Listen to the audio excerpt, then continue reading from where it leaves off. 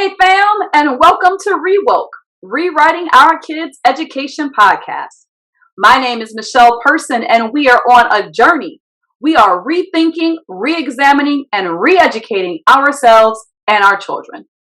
On today's episode, we will be talking about being woke at school. If a school is truly committed to diversity, equity, and inclusion, what does that look like? How do we hold schools accountable for doing this very important work? My guest today is Dr. Domonic Rollins, the Director of Diversity, Equity, and Inclusion at the Dalton School. And as the director, that is his job, making sure that this work gets done.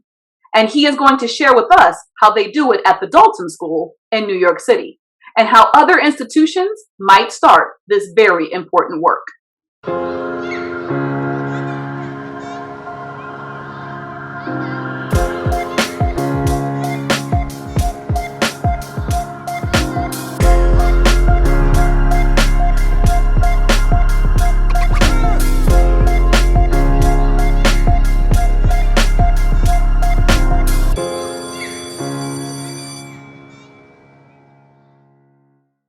First, Dr. Rolas, thank you so much for joining us today. Absolutely. I'm super excited to be here. Yay. Well, first of all, tell everybody who's watching, describe your current work. Describe for us what you do. Absolutely. So I serve as the Chief Diversity Officer, and like many organizations and schools, there is a need to have a senior leadership position dedicated to holding an institution accountable for being as diverse, equitable, inclusive, and I would say as anti-racist as possible. Mm-hmm. And that means forwarding a vision for that work, coming up with strategic initiatives to implement that work, and educating the community on what that means and what that looks like. Your job serves students in grades K through 12, correct? It does. It serves the students K through 12. It serves faculty and staff. It serves parents and families. It serves alum. Unfortunately or fortunately, it serves everybody. Well, then that kind of leads into my next question, which is, what does that look like when you're working with 5-year-olds? How does it look when you're working with high schoolers? How does it look when you're working with staff? What does it look like when you're working with parents? Like, I'm sure the work looks different in every arena. It does. And let me first start by saying a way that it looks similar. Okay. And a way that it looks similar is that we all have needs. Mm-hmm. And we want our needs to be realized in the places that we learn. Mm-hmm. We all have needs to be seen, heard, valued, respected. And we want to have that done, have that need met in the communities in which we work, in the communities in which we learn. Mm-hmm. And I start there because it's universal, and yet how you would go about it and what that means, for instance, to a 5-year-old is most certainly different than a veteran teacher, right? Okay. For a 5-year-old, their need to be heard and seen is evolving, and they don't understand it fully for themselves, but they have it. And so they blurt things out, and they ask questions, and they are incredibly animated as they discover the world.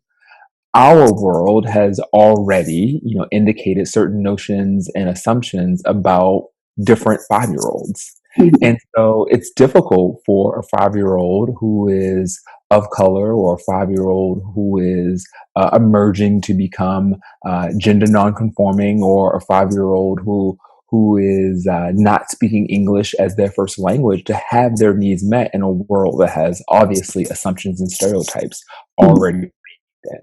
Mm-hmm. And so for our 5-year-olds, it's really like helping them to understand, how do you actually talk about, navigate, name identity in how you're interacting with one another. Mm-hmm. And then beyond that interaction with one another, what information are we giving you about who you are and how the world works? Amazing, because I've talked with a couple other leaders and the work that we are all doing in trying to create more diverse and inclusive spaces, and that need to be heard resonates, across the board. I think that it's interesting that at that level, at elementary, 5, 6, 7, 8 years old, the need is more to be heard. What I've heard from other people is, as we get older, it also kind of morphs into a need to be able to feel comfortable within ourselves having hard conversations. So I guess, do you find that to be the case? Meaning, as people get older, not only do they feel a need to be heard, there's also in themselves a push that they have to be willing to push through, to understand that they do hold some of those constraints and thought processes and frameworks that, through no fault of their own, even if you are actively trying to be anti-racist, Sure. you are a product of your environment. And so one of the things that I found that in older people that we have to work on is making them feel okay saying the things that they want to push down. And I don't know if you want to speak on that, or if your experiences are different. No, my experiences are consistent with that. And one reason that those ideas emerge is we go through our lives collecting more information and experiencing a lot more dissonance, particularly when we are in a cultural minority. When we don't have our narratives reflected back to us, we are making sense of the world as outsider. And there's only so much making sense of that you can do on your own internally.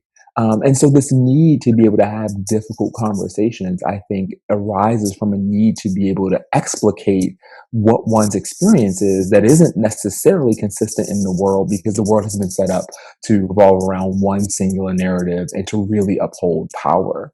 And you don't understand that actually as a kid, partly because it's not your reality.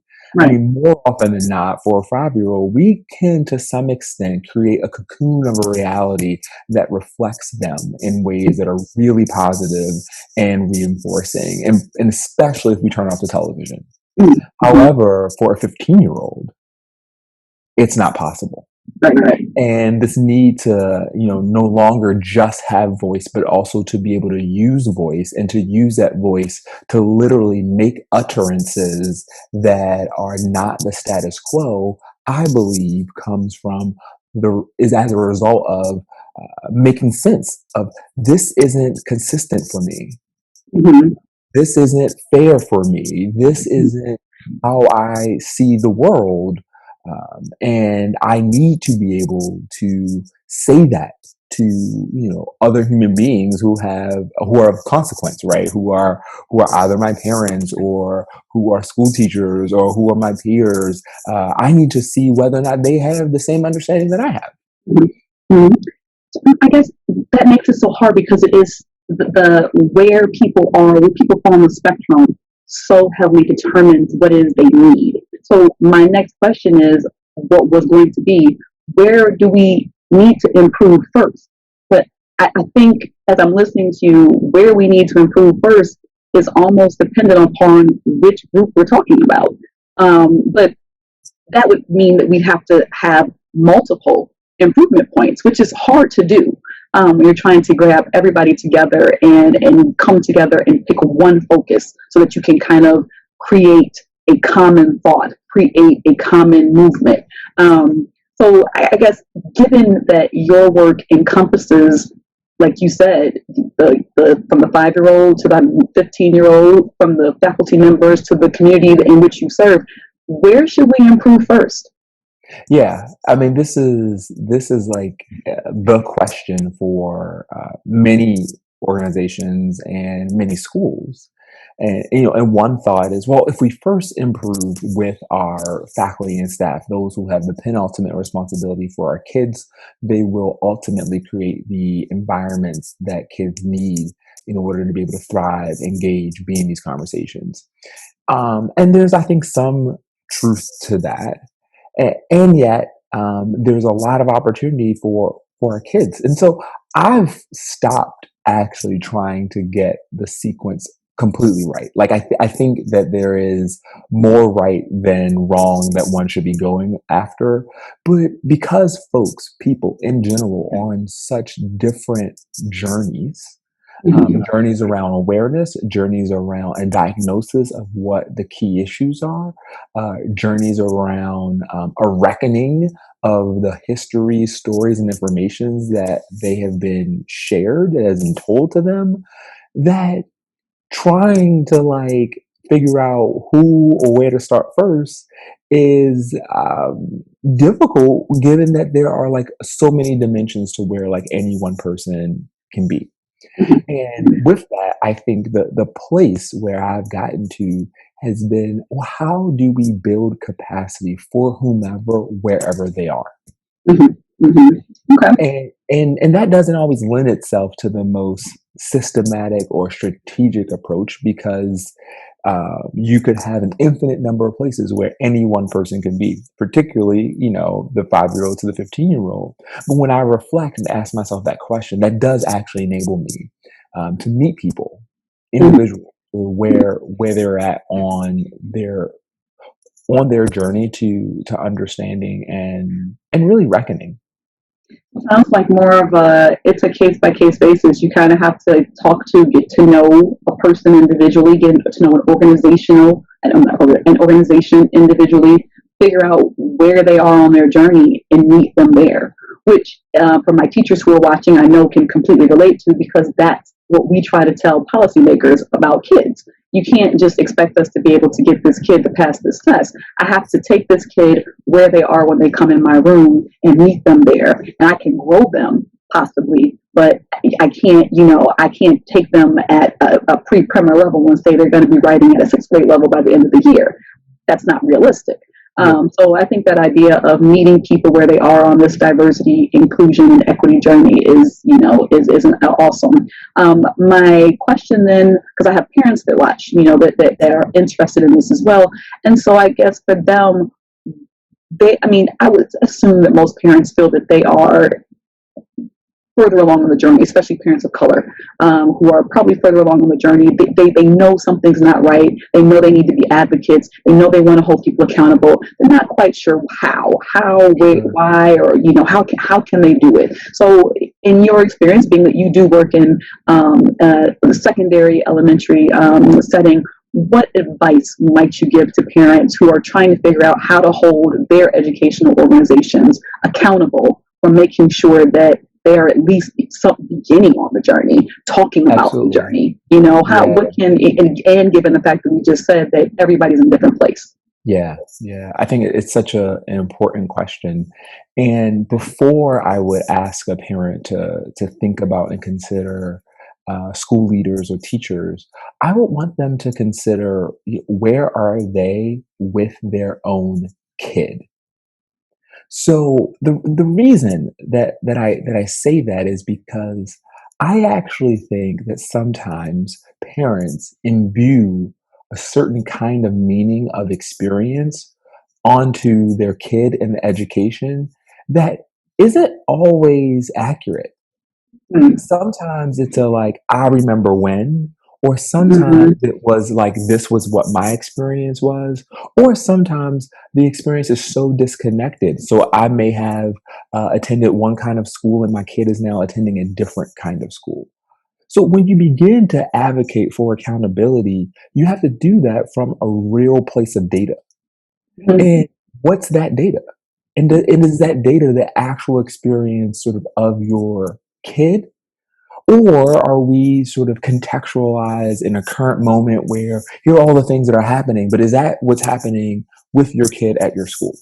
Having some sort of intimacy of understanding with your kid and what they're presenting, and having that then be the thing that you are advocating on behalf of, I think is hugely important. And I say this as someone who have been in conversations with parents where I go, I actually don't think that reflects like our kids' current experiences. Or rather, I think that our kids are using a different language, or rather, I think that our kids have more facility to be in this conversation, and you are exercising some level of restraint around this conversation, that our kids are like, no, we talk about this. We don't know that they talk about it because it's like, some chat with their friends, but they are totally sort of in vogue, so to speak, with language and concepts that sometimes parents are not. If we were to move into the actual action of accountability, Mhm. I would be starting that with, what does school leadership have as the expectations for the students that they are producing? Like, you can't expect to hold school leadership accountable to a thing that they don't aspire to do. That is very powerful. If they see, so basically, first make sure that where your kids are is where you need them to be, because it doesn't. Sure. Yeah, yeah, that makes perfect sense. And so, like, you can't expect a school to produce kids who will have uh, empathy across difference, an ability to talk about identities, and have a correct and accurate account of our history if that's not a thing that we say we're going to do. Mhm. Now, you might be wondering, well, how the hell could a school not say that they were going to do that? But some schools right now have to actually clarify what it is they're setting out to do in a climate and culture that's calling for more, because they didn't know that was the thing that they needed to do. Yeah, you're figuring it out as they go. That's right. Okay. Well, I think both of those points. I mean, parents, I hope you're listening. Like, number one, you have to make sure that you are figuring out where your kid is really. Before you go trying to hold somebody else accountable, you have to figure out where your kid is. And then once you figure out where your kid is, figure out if where you have them placed before you go screaming for them to be different. Is that the right place for your kid? And is that their mission? Does their mission align with what you're trying to have your kid be exposed to? And Absolutely. start from there. So I think those were both two very good pieces of advice.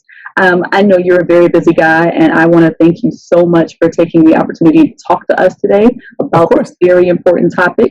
You've been extremely insightful, and parents and teachers that are watching, I hope you guys really got something from this conversation. Dr. Rollins, thank you so much. In the words of Dr. Rollins, we all have needs, and we want our needs to be realized in the places that we learn. I think that in doing this work, if we start there, the idea that everyone deserves to be seen and represented in education, as long as that is the starting point for all other work, we would be hard pressed to go wrong. Dr. Rollins, thank you again for taking time to speak with us, and thank you for listening. Show notes and resources to the things we talked about today are available on our website at www.justlikemepresents.com. Share this podcast with other educators and parents in your circle, and remember to subscribe so you never miss an episode. Next week, we will be talking about kidtrepreneurs and how we can begin to rethink how our children think about their future today. Thanks for listening, and remember, if our children can see it, they can achieve it.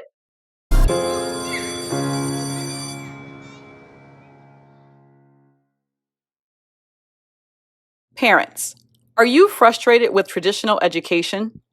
I was.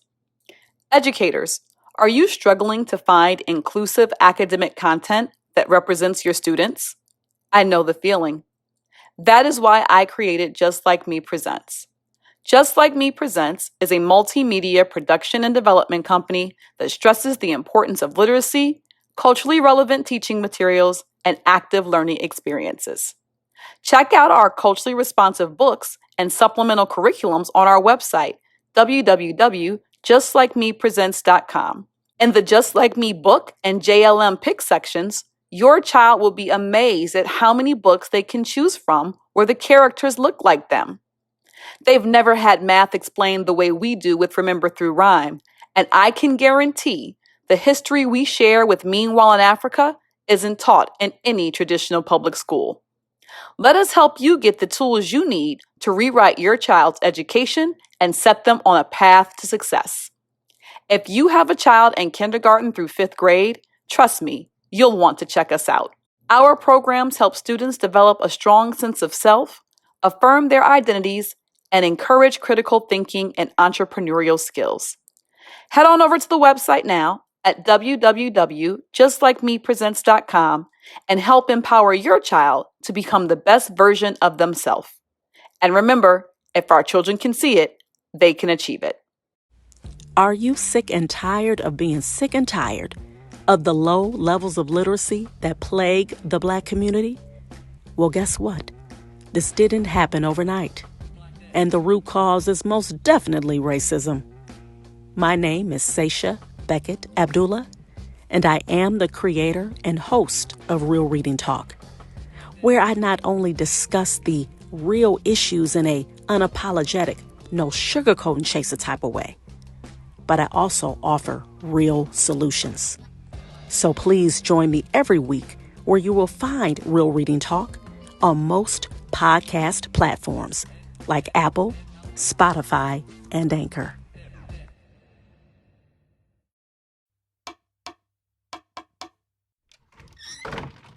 Welcome to Puffcast, your bi-weekly Harry Potter podcast, run by Puffs. I'm Melanie. And I'm Juliana. Do you like Harry Potter and Fantastic Beasts? Oh, yes. Oh, good. Are you looking for a fun, stress-free place to just have a good conversation, play some silly games, and hear from some great guests? Yes, please tell me more. Oh boy, well then this podcast is for you. We would like to invite you to join our happy common room. Get comfy, have some pizza, make new friends, and be part of the conversation. All houses are welcome. You can find Puffcast every other Wednesday on all platforms where podcasts are found. So we'll see you in the common room. And until then, stay puffy. And badger on!